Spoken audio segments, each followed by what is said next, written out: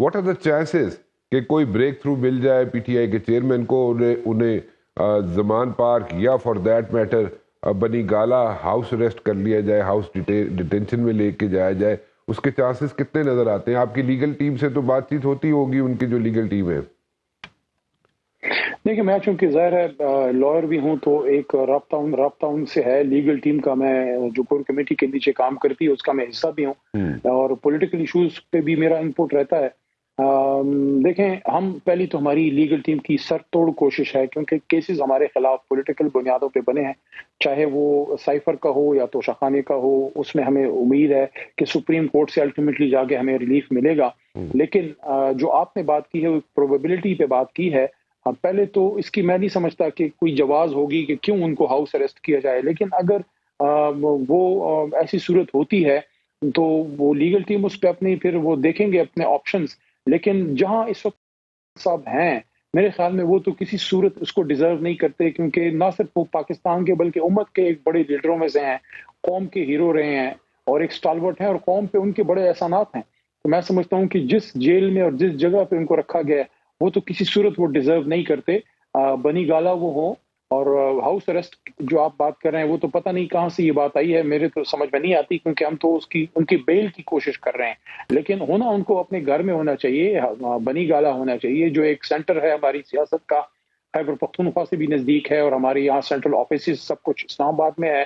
میں سمجھتا ہوں خان صاحب کو بیل ملے, وہ ایک آزاد شہری کے طور پہ باہر آئیں, بنی گالا ہوں, اور وہاں اسی طرح وہ میٹنگز ہوں, پریس کانفرنسز ہوں, ایک لیول پلینگ فیلڈ ہو. ہم بھی الیکشن میں جائیں, میاں صاحب بھی جائیں, زرداری صاحب بھی جائیں, اور پاکستان کے عوام فیصلہ کریں کہ اقتدار کے سنگھاسن پہ انہوں نے کس کو بٹھانا ہے. 9 مئی کا جو واقعہ ہے اس کو how do you take it جی؟ Do you condemn it? Do you think کہ it was a wrong move? How do you take it? دیکھیں جب عمران خان صاحب گرفتار ہوئے 9 مئی کو, تو ایک فطری ری ایکشن ہمارے کارکنان کا اور عوام کا آیا.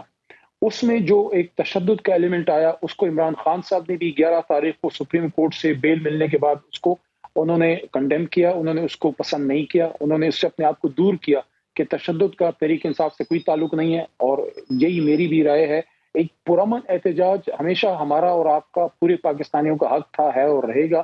لیکن جن لوگوں نے تشدد کا راستہ اپنایا وہ تحریک انصاف کا راستہ نہیں تھا, کیونکہ ہمیشہ عمران خان صاحب نے کمیٹی میٹنگز میں ہمیں یہی بات کرتے تھے کہ جس تحریک میں تشدد آتا ہے وہ تحریک پھر کامیاب ہو نہیں پاتی, وہ رہ ہی نہیں پاتی.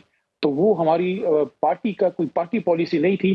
جن لوگوں نے وہ راستہ اختیار کیا ان سے غلطی ہوئی ہے, اور میں سمجھتا ہوں بہت سے لوگوں نے بہت تب تکلیف برداشت بھی کر لی ہے. میرے جیسے لوگ جو کسی احتجاج میں اس دن نہیں تھے, میں سمجھتا ہوں کہ ریاست کو ان کے ساتھ ایک رحم والا معاملہ ضرور کرنا چاہیے.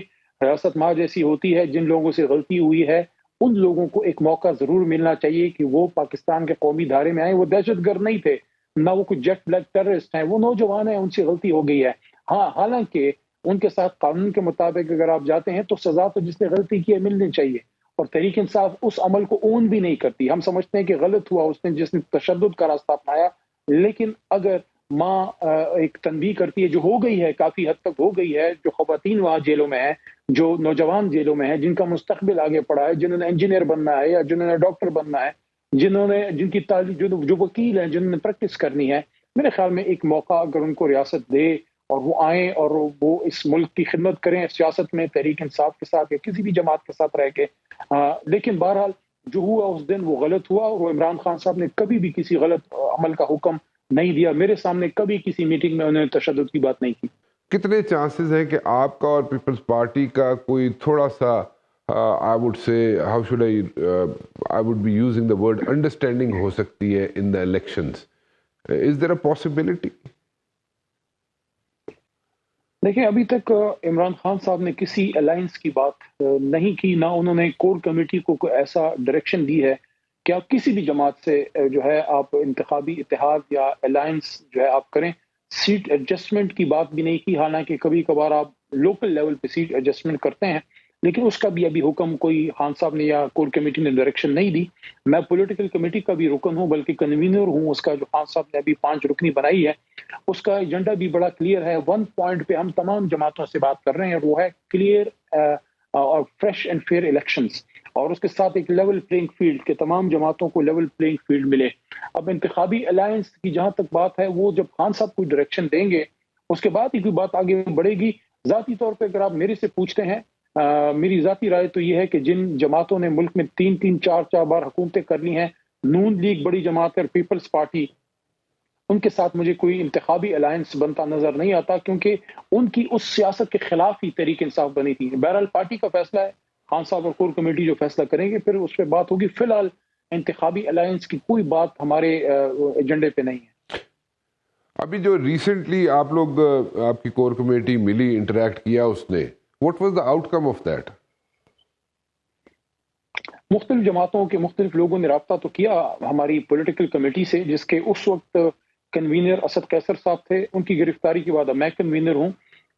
اس میں مولانا شیرانی صاحب کی 2 ملاقاتیں محترم اسد قیصر صاحب کے ساتھ ہوئی تھی.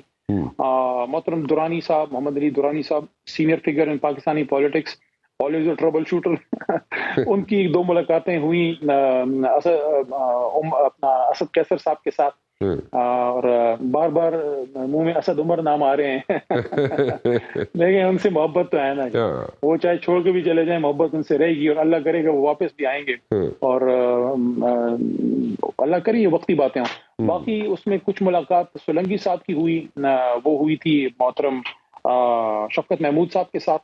حکومتی وزیر ہیں اس کے انفارمیشن کے.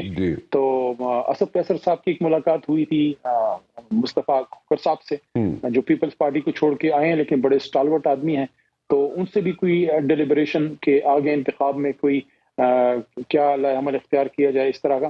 ہمارا جو ڈیلیبریشن ہے وہ صرف ایک نقطے پہ ہے، آزاد شفاف الیکشن، لیول پلینگ فیلڈ. اور میں ایک بات اس میں یہ بھی کرتا ہوں، اور میں تمام پولیٹیکل جماعتوں کو بھی یہ کہوں گا کہ دیکھیں حکومتیں بنتی بھی رہیں، رانا صاحب ٹوٹتی بھی رہیں، میاں صاحب وزیر اعظم بھی بنے، وزیر اپنا انتخاب کے اپنا حزب اختلاف کے لیڈر بھی رہے، بی بی شہید بھی وزیر اعظم رہی، زرداری صاحب صدر رہے، خان صاحب بھی وزیر اعظم بن گئے، بہت سے آئے بہت سے چلے گئے. پاکستان اپنی جگہ پہ ہے. یہ ضرور آج کی سیاسی قیادت سوچے کہ الیکشن تو ہو ہی جانے ہیں، فری اینڈ فیئر ہو تو بہتر ہے، لیکن الیکشن کے بعد کیا کرنا ہے؟ کیا اسی طرح ایک دوسرے کی ٹانگیں کھینچنی ہے؟